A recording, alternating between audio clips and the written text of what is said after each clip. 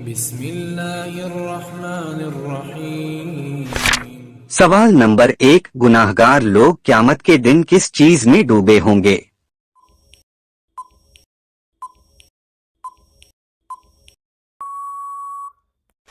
सही जवाब है अपने पसीने में।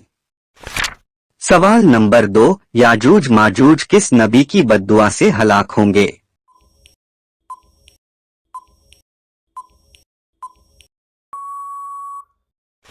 सही जवाब है हजरत ईसा अलैहिस्सलाम। सवाल नंबर 3, कौन सा लिबास पहनकर नमाज पढ़ने से नमाज कबूल नहीं होती?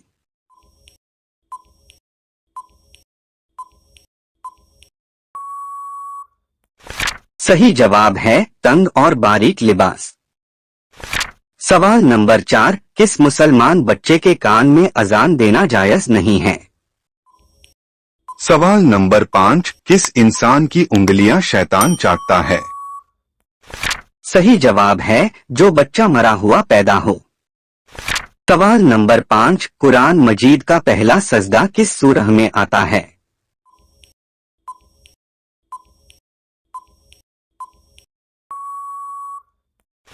सही जवाब है सूरह अल-आराफ में।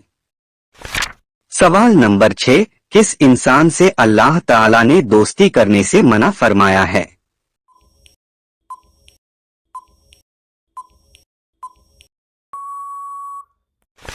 सही जवाब है काफिर और मुशरिक से। सवाल नंबर 7, सोते वक्त झटके लगना किस चीज की निशानी है?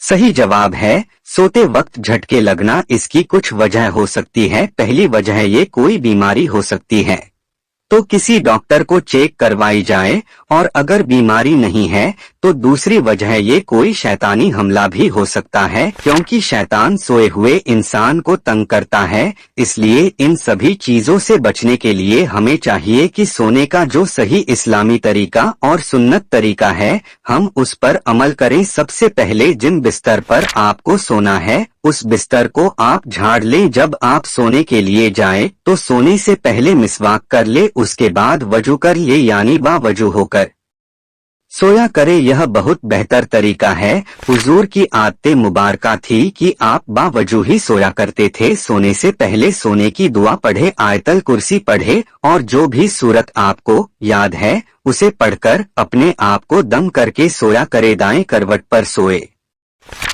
सवाल नंबर 8, क्या कब्र पर मरहूम का नाम और तारीखे वफात लिखना जायज है? प्लीज वीडियो को लाइक और चैनल को सब्सक्राइब करें। सही जवाब है जी हाँ, निशानदेही के लिए बिल्कुल जायज है। सवाल नंबर 9, किस इंसान से मिलने से गुनाह माफ होते हैं?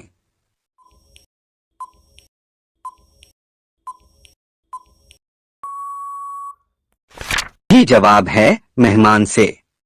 सवाल नंबर 10, सर के बालों में किस तरह मांग निकालना सुन्नत है?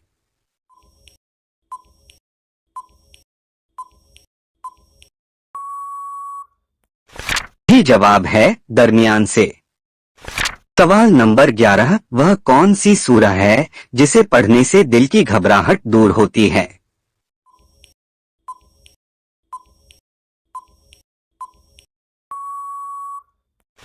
सही जवाब है सूरह अलम नशर है। सवाल नंबर 12, अच्छी बात का हुक्म देना और बुरी बातों से रोकना शरीयत की रोशनी में कैसा है? सवाल नंबर 6, कौन सी चीज बदन को मजबूत बनाती है? सही जवाब है अल्लाह ताला फरमाता है तुम में एक ऐसा गिरोह होना चाहिए जो भलाई की तरफ बुलाए और अच्छी बात का हुक्म दे और बुरी बात से मना करे, और यही लोग फलाह पाने वाले हैं। कुरान शरीफ पारह नंबर 4 रुकू नंबर 2 आयत नंबर 31 और रसूले पाक सल्लल्लाहु ताला अलैहि वसल्लम ने फरमाया कि तुम में जो शख्स बुरी बात देखे उसे अपने हाथ से बदल दे, और अगर उसकी इस्तिताअत ना हो तो ज़बान से बदले, और उसकी भी इस्तिताअत ना हो तो दिल से बुरा जाने। सवाल नंबर 13, अल्लाह पाक ने माँ का मर्तबा क्या बनाया है?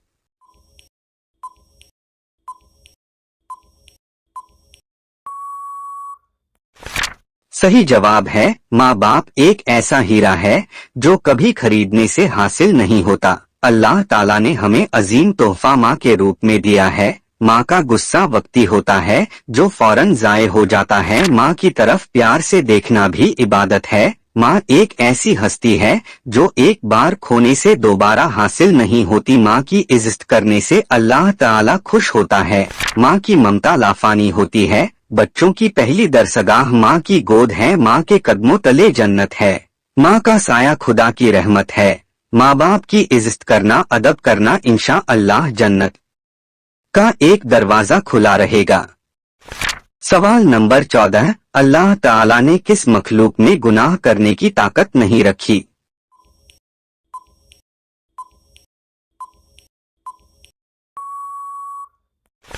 सही जवाब है फरिश्तों में। सवाल नंबर 15, हदीस ए पाक के मुताबिक सबसे अच्छी इबादत कौन सी है?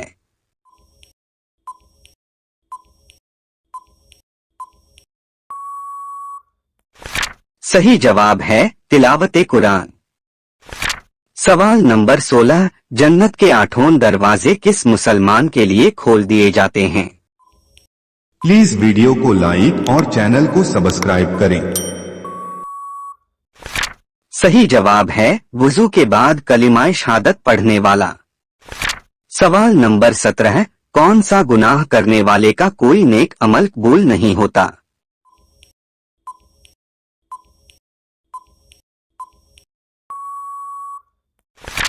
सही जवाब है शिर्क करने वाले का। सवाल नंबर 18, किसी भी जानदार को ज़ब्ह करने के लिए कितनी उम्र का होना जरूरी है?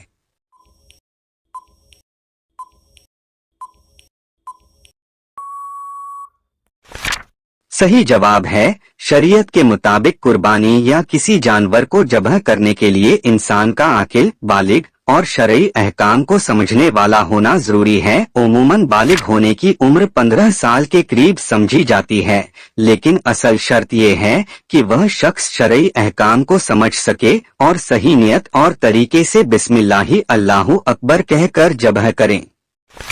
सवाल नंबर 19, बताइए झूठ किसे कहते हैं?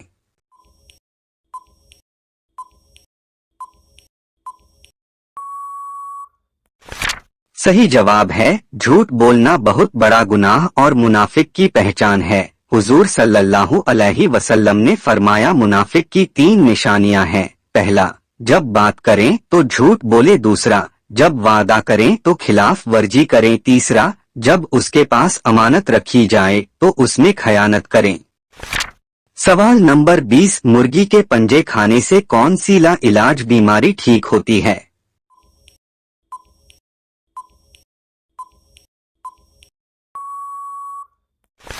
सही जवाब है मुर्गी का गोश्त हमारे यहाँ खाया जाने वाला सबसे ज्यादा गोश्त है, क्योंकि यह सब ही शौक से खाते हैं और इससे मुख्तलिफ डिशेज भी बनाई जाती हैं। लेकिन क्या आप जानते हैं मुर्गी के गोश्त से ज्यादा अफादियत उसके पंजों में होती है। माहिर डाइटिशियन डॉक्टर आरिफा नकी कहती हैं कि मुर्गी में किसी मर्ज की अफादियत नहीं, बल्कि यह सिर्फ गिजा की कमी को पूरा करने और पेट भरने के लिए इस्तेमाल होती है। अलबत्ता उसके पंजों में मौजूद अफादियत अगर किसी को मालूम हो जाए तो वह लाजमी इनका इस्तेमाल करे। मुर्गी के पंजों में से एक गूदा निकलता है जिसे इस्तेमाल करने से हड्डियां मजबूत होती हैं, और वह लोग जिन्हें फालिज का मर्ज है उनके लिए यह पंजे और इनका सूप बहुत फायदेमंद है। यह हाई ब्लड प्रेशर और हाई ब्लड शुगर को कंट्रोल करने और जिस्म में इंसुलिन की मिकदार को बरकरार रखने में मदद देते हैं। पंजों में प्रोटीन, कैल्शियम, कोलाजन और सख्त कार्टिलेज पाए जाते हैं जो जिस्म को सर्दी से बचाने और बाहर के दर्जा हरारत पर रहने की सलाहियत देते हैं। इन पंजों को नाकारा समझकर फेंक दिया जाता है, मगर यही पंजे आपकी जिल्द को खूबसूरत और चमकदार बनाने के साथ साथ सर्दियों में खुश्की से बचाते हैं। इनके इस्तेमाल से जिल्द में कोलाजन नामी मादा ज्यादा सरायत करता है जो अच्छी जिल्द के लिए बहुत जरूरी है। इससे रंग भी गोरा होता है और बाल भी लंबे घने होते हैं। अल्लाह पाक की बारगाह में दुआ है कि हमारे इस्लामी भाइयों और बहनों को बुराइयों से बचाकर नेक रास्ते पर साबित कदम रख साथ ही सुनने से ज्यादा अमल करने की तौफीक अता फरमा। आमीन। अस्सलामु अलैकुम दोस्तों, ये मालूमाती तोहफा अपने दोस्तों के साथ शेयर करें। वीडियो अच्छी लगी हो तो वीडियो को लाइक करें। ऐसे ही दिलचस्प जानकारी हासिल करने के लिए हमारे चैनल को सब्सक्राइब करना ना भूलें। मिलते हैं अगले वीडियो के साथ, तब तक के लिए अल्लाह हाफिज।